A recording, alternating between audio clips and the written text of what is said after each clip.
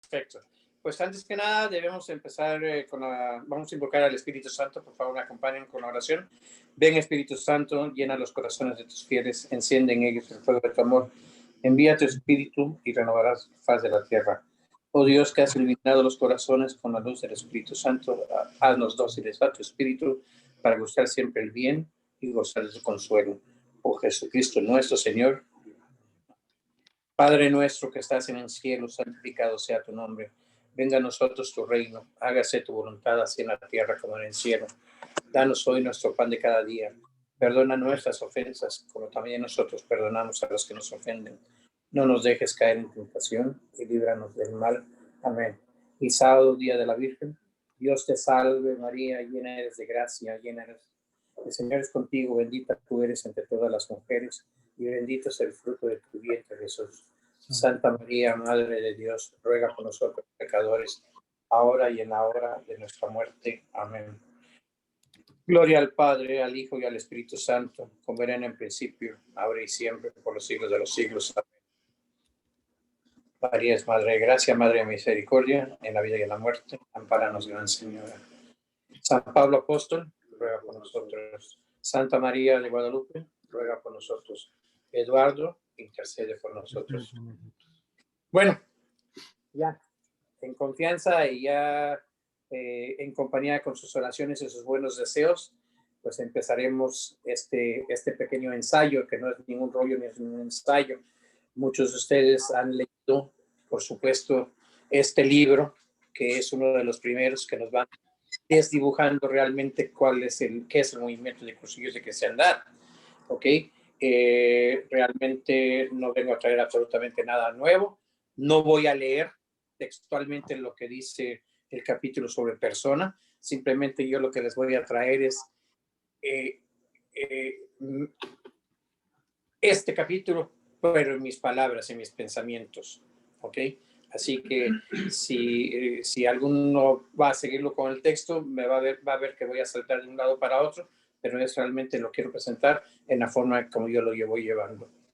Pero antes de empezar con ese interesantísimo tema, déjenme decirles que no fue por vanidad que te haya puesto una fotografía mía cuando era joven en ese cartelito donde se anuncia este evento. No fue por vanidad. Simplemente fue como un experimento. La gran mayoría hizo todo tipo de comentarios sobre el aspecto físico, pero nadie se interesó en saber qué había detrás de esa imagen publicada. Pues igual pasa con el trato con nuestros semejantes. Nos fijamos en el aspecto físico, pero no reparamos en lo que hay detrás de esa presencia. ¿Qué historias hay detrás de ese individuo? ¿Qué material se teje con ese individuo que se esfuerza en labrarse el ser persona con todo lo que eso significa? Risas, lágrimas, éxitos, frustraciones, un sinfín de aspectos que van cincelando su vida. Por naturaleza, el hombre siempre está al garete de dos direcciones que en la mayoría de los casos van influyendo en su vida y en la forma en que ésta es vivida. En un extremo, va huyendo recelosamente de los miedos que alberga en su interior y huye sin saber a ciencia cierta hacia dónde va. Simplemente trata de alejarse de elementos que considera negativos y que pudieran afectar el desarrollo de su existencia. Para vencer estos miedos, lo más simple y recomendable es reconocerlos, porque en la mayoría de los casos estos miedos solo habitan en la cabeza de un individuo que se ha encerrado en sí mismo por el egoísmo de no dar o por el orgullo de no querer recibir. Esta actitud lo hace víctima de malos entendidos, de suposiciones nada buenas y desconfianza en quienes le rodean. Al estar encerrado en sí mismo, pierde comunicación con las personas comunes y corrientes y únicamente va confiando en quienes padecen este mismo mal, hundiéndose y haciendo hundir aún más a quienes le rodean. El remolino hacia abajo está pavimentado con chismes, habladurías y pero muchos líos, arrastrando con él a otros que sin tener personalidad propia o definida, lo van siguiendo e imitando. Lo normal y corriente es que intente huir de sus miedos y salte presuroso hacia sus aspiraciones, que es el otro extremo que domina nuestras vidas. El que persigue sus aspiraciones lo transparenta con su cara, en su porte, en sus acciones y decisiones, ya que sabe hacia dónde va. Cuando la persona no cultiva sus aspiraciones con dedicación latenta e ilusionada, los miedos invaden terreno y es mucho más difícil mantenerlos a raya. Yo me acuerdo que cuando joven se me presentó la disyuntiva de mudarme hacia la Ciudad de México buscando nuevos horizontes. Y muchas noches estuve en la sala de la casa, en la casa de Mérida, en Yucatán. Estuve pensando, analizando todos los problemas y eran más los miedos que me acechaban, los peligros de una ciudad más grande de la que yo estaba acostumbrado a vivir, una empresa muchísimo más grande y poderosa de la que yo estaba acostumbrado a trabajar. En pocas palabras, fueron más los miedos, pero poco a poco analizando y poniéndolo todo en manos del Señor, me fue ya aclarando el panorama y me fue poniendo aspiraciones que, bendito sea Dios, se llevaron a cabo. Me logré mudar a la Ciudad de México, logré entrar a la compañía que tanto había soñado estar, logré estar en la posición que yo quería estar, viajé todo lo que hice, todo lo que quise viajar. En pocas palabras, esas aspiraciones que tuve y que fueron despejándome todos los medios, me fueron ayudando para lograr mis metas. Ahora bien, siempre nos estaremos preguntando cuáles son esos miedos. O sea, los miedos míos, ya les dije cuáles fueron. Pero también nos preguntamos cuáles son esas aspiraciones a las cuales debemos seguir. Vamos a empezar con los miedos, que justo es reconocerlo. Todos, absolutamente todos experimentamos.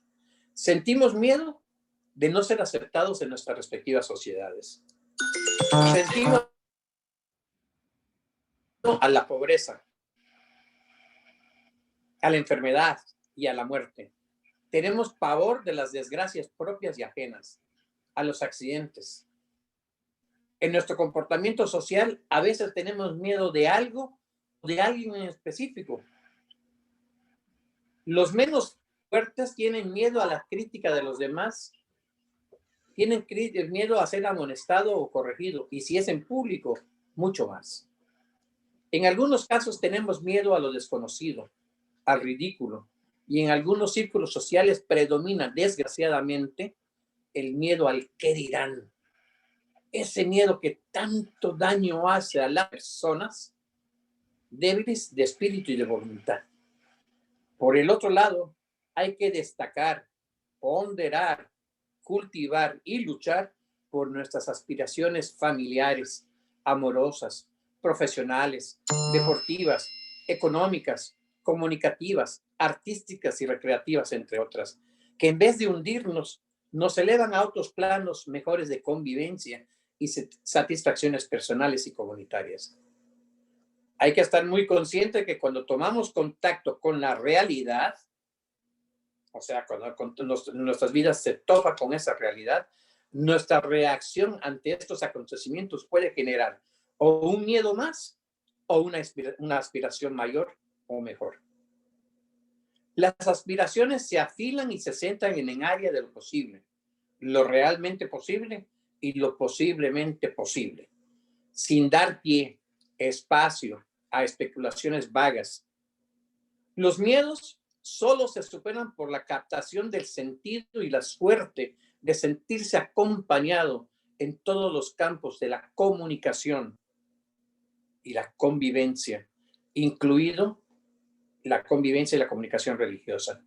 En nuestros ambientes debemos estar muy atentos y descubrir entre esos individuos a quienes son manipuladores de miedos y a los abrillantadores de aspiraciones. Ya nosotros sabemos con quién nos queremos juntar, si con aquellos que manipulan los miedos o aquellos que realmente hacen más brillante las aspiraciones y por ende el futuro. Ahora bien, en otro subcapítulo, En busca del sentido, el hombre de estos días está tan enfrascado en tantos líos, tiene su capacidad tiene su capacidad de captación muy limitada. Y si es como yo, evita que algunas verdades importantes le sean presentadas clara y llanamente. La sociedad actual está muy distraída en banalidades que le roban atención, por lo que es sumamente importante mostrarle que la vida tiene sentido y que debemos descubrirlo. Una vida sin sentido es una vida vacía, ya que la moralidad, la ejemplaridad y la religiosidad se estrellarán contra ella sin hacer la más mínima mella.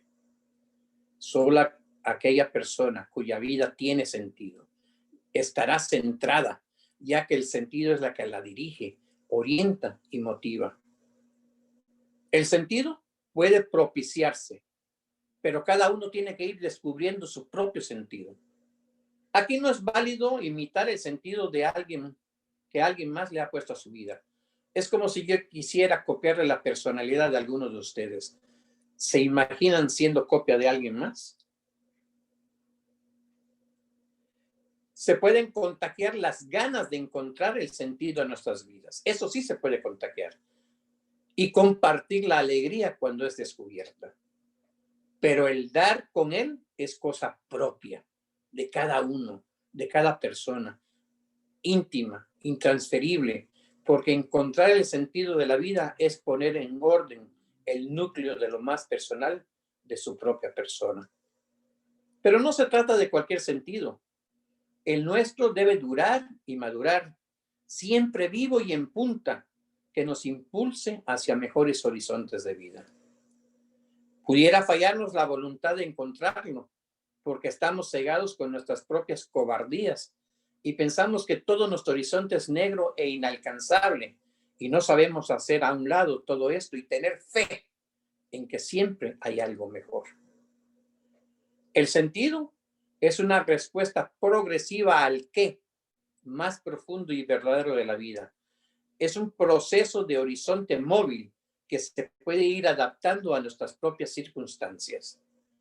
La búsqueda del sentido en nuestras vidas nos invitan a dar un salto del acartonamiento a la espontaneidad, de la obediencia ciega a la real gana de la libertad, del anonimato al protagonismo, del seguimiento de reglas a la libre creatividad. El hombre y la mujer de hoy día deben tener la real gana de ejercitar y hacer valer su real gana, la verdadera, la auténtica, la atractiva, apasionante y maravillosa, porque es mi real gana, es mía, es propia. El verdadero sentido de la vida trata de extraer el valor, el vigor y el brío de tu por qué, o sea, de tu razón de ser y estar, de tu asfixiada y avasallada vida de los cómo, maneras de cómo ir esquivando verdades, donde todos requieren, persiguen o pretenden tu tiempo, tu dinero, tu esfuerzo, tu ánimo, tu entusiasmo, por lo que es necesario responder con la afirmación de tu persona, por el simple hecho de serlo así, persona. El que une a las personas por dentro, el que une a las personas por dentro, porque unifica intenciones, y fuera de ella porque facilita y posibilita la relación entre ellas. El qué, o sea, los valores y sentido, además de unir a las personas, da cohesión y perspectiva a los acontecimientos, o sea, los lazos familiares y de amistad. Por ejemplo, el cómo puede reunir, pero no une. Yo me acuerdo que viviendo en Ciudad de México me inscribí a un club deportivo, social y deportivo. Ahí nos reuníamos, pero no estábamos unidos en nada. No había ni afinidad de aficiones, ni había un trato personal con cada uno. Estábamos reunidos, pero no unidos. Y ahí la gran diferencia. Cuando alguien responde al qué con un es que no me da la gana, significa falta de reflexión, falta de convicción y de constancia o de apertura a la experiencia. Cuando a la imposición de un cómo uno responde, como me dé la gana, significa todo lo contrario. Todo esto es con el único fin de invitarte a que tú mismo encuentres el camino, lo veas con más claridad y te animes a seguirlo, porque de verdad vale mucho más la pena que lo que cuesta dar este salto. Solo el hombre que es capaz de sortear estos problemas en su vida va comprobando que lo que importa de verdad es darle sentido a su vida, a medida de su convicción, a medida de su decisión y, por supuesto, muy a medida de su constancia y que se vaya encarnando en su propia actitud.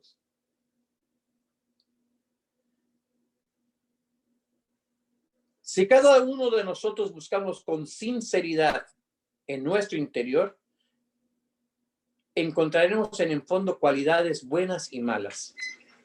Esta misión de buscar o de buceo la debemos ejecutar en forma serena y sincera.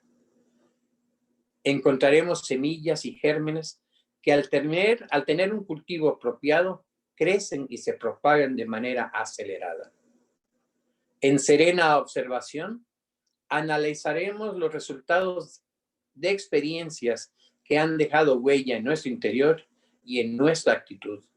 Y también encontraremos capacidad para asimilar dichas experiencias y nos irán señalando si las vamos mejorando y superando o vamos en sentido opuesto a esto.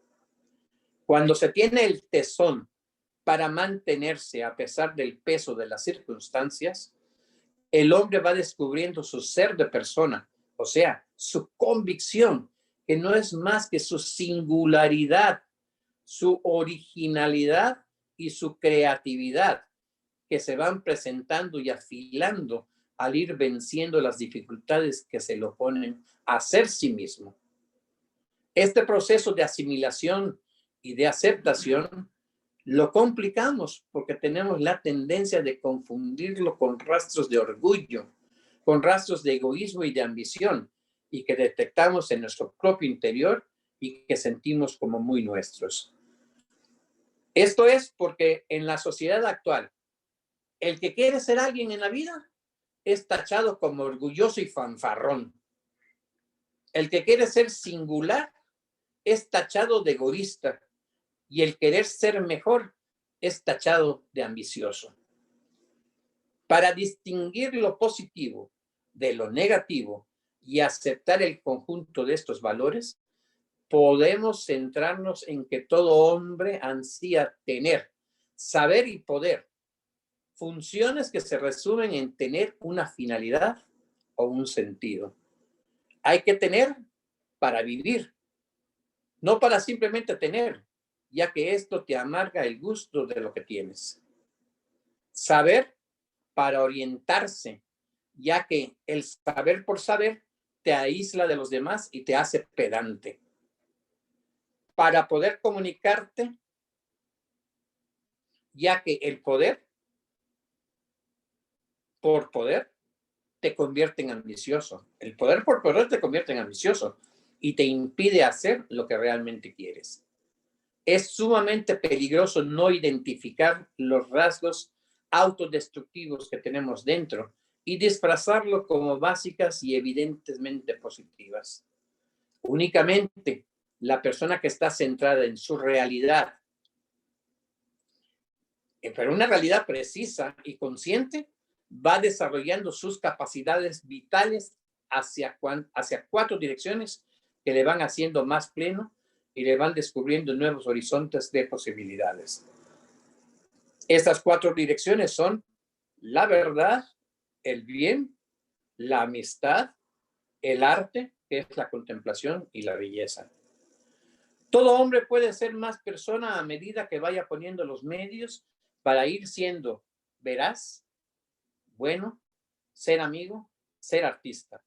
Cada uno de estos elementos los debemos estudiar más a fondo para evitar malos entendidos. Frente a la verdad, hay que ser verdadero. Suena trabalenguas, pero hay que ser un ser de verdad. El seguir a Cristo, cuando nos enseña que la verdad es lo que da sentido a la vida, nos va marcando el camino. Cada uno puede ser la misma verdad cuando va tratando de transparentarla en su vivir. Otros, frente a la verdad, optan por la postura de saber verdades, pero viven sin que la verdad se vaya realizando en sus vidas. Hay otros, en mi opinión los peores, que se dedican a manipular verdades, ignorando que el agua de la verdad, llevada o traída al molino de cada uno, se vuelve turbia. Frente al bien, veremos que el bien es el gozo de la vida y el gozo de vivir de cara al bien. El que decide ser bueno es feliz por convicción. Hay otra postura frente al bien, que en lugar de actuar con nobleza, se dedica a hacer el bien. Haciéndolo de esta manera, se es feliz, siempre y cuando no se espere ningún tipo de recompensa. Esto me recuerda que cuando es época de campaña, todo el mundo, todos los políticos que aspiran a una posición, se dedican a tomarse fotografías dando una bolsita de un pancito y unas naranjitas a 2 niños pobres. Y eso ya sale en primera plana, hay que ser tan dadivoso, hay que ser tan bueno. Y todo eso por caracteres, o sea, por fines electorales. Eso no es hacer el bien. Eso es esperar una recompensa de esa pequeña acción. Alguien por ahí, mi padre me decía, mi padre fue una persona muy sabia. Mi padre siempre me decía, si vas a hacer algo bueno, hazlo sin que nadie se entere. Es más, hazlo de manera natural y ni tú mismo te vas a enterar. Para hacer el bien es necesario ser buenos. Si no, el bien paternaliza al que lo ejerce, que se cree con derecho de comprar y gozar del derecho a corregir, a sermonear, a reprender, a imponer. Yo tengo un buenísimo amigo, excelente, excelente.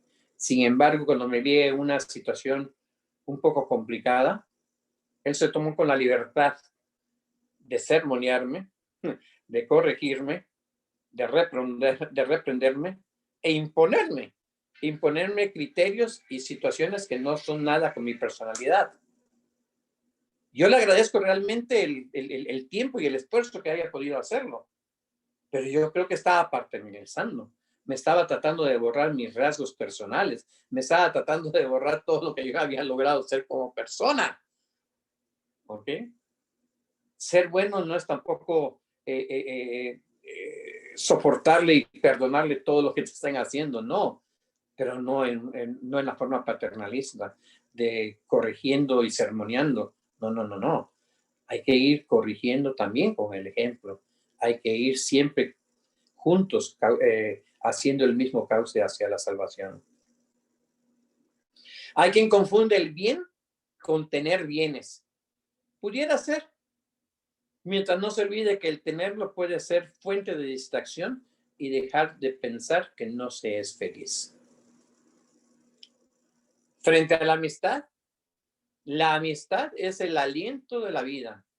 Ser amigo, sentirse amigo, es tener a alguien con quien poder pensar la vida en voz alta, con quien comunicarse sin filtro, con sinceridad, llana y cálida. Anoche yo tuve una conversación maravillosa de este tipo y no saben lo bien que yo me fui a dormir. Andaba preocupado por muchas tonterías que estaban en mi cabeza, pero hablar franca y llanamente con un amigo me fue despejando muchas dudas. Saber que hay alguien que nos conoce y que nos ama, y porque nos ama nos conoce, nos escucha y nos comprende y nos alienta a seguir adelante a pesar de nuestros fallos. Esto es lo que yo vivo en mis reuniones de grupo. Créanlo o no, yo no estoy aquí para ponderar las maravillas de la reunión de grupo. Pero en mis 2 reuniones de grupo, eso es lo que se vive. Se vive amistad, se vive camaradería, se vive fraternidad, se vive de todo lo que se debe vivir. Eso es lo que me impulsa a seguir adelante. Hay quienes optan por tener amigos, ignorando el inmenso oro que se pierde al ser. Otra cosa distinta y desastrosa es servirse de los amigos. El cambiar amistad por un servicio es prostituir este maravilloso concepto. Los amigos no son solamente cuando los necesitamos. Los de verdad se comunican y comparten sus experiencias de vida. Únicamente los que no entienden esto, sobre pretexto de ser libres, son los que tienden a servirse de los amigos en lugar de servir a los amigos. Ahora bien, frente a la belleza, vemos que el sentido de la vida es una verdad que se entiende y se asimila, que se plasma en el bien que realizamos, que se comunica en la amistad, pero que también en ocasiones se siente y se plasma en algo bello y se puede captar y materializarse en la actividad del hombre, la obra de arte o simplemente en el placer de la obra bien hecha. Solamente la persona que se sensibiliza ante un paisaje, una pieza musical o de la simple compañía de un ser especial ha conseguido un plano de contemplación que resulta hondo y definitivo. Y para el encuentro con uno mismo, que identificamos con el descubrimiento del sentido de su vida, es necesario que el hombre llegue también a esta dimensión contemplativa, pero es contemplativa de la belleza y del arte, y que definiéramos como la captación del sentido sin necesidad de términos que lo expliquen a cabalidad. Es el saber ver con ojos nuevos las cosas de siempre. De ahí se explica que existan personas que se refugian en saber de arte para hablar de arte con los demás. Esto es positivo, pero con las debidas limitaciones. También hay quienes en su contacto con el arte persiguen el vil comercio o para fomentar su vanidad o llenarse el bolsillo. La persona que ha tenido el encuentro consigo mismo o ha encontrado el sentido de su vida o mantiene una actividad de búsqueda que le identifica, ha conseguido llegar a ser una auténtica persona que tiene su propio lugar en la vida y en la vida de sus semejantes. Esto, mis queridos hermanos, es a grandes rasgos lo contenido en el primer capítulo del libro Evidencias Olvidadas. Como dije al principio, que resume en forma más clara los conceptos primordiales en los que se basa el movimiento de Cursillos de Cristiandad. Nuestro movimiento. Y cuando afirmo que es nuestro movimiento, es porque es verdad. Somos custodios del buen desarrollo de los cursillos, los auténticos, aquellos que fueron restados y planificados para el bien espiritual y material de la persona, tú y yo, de colores.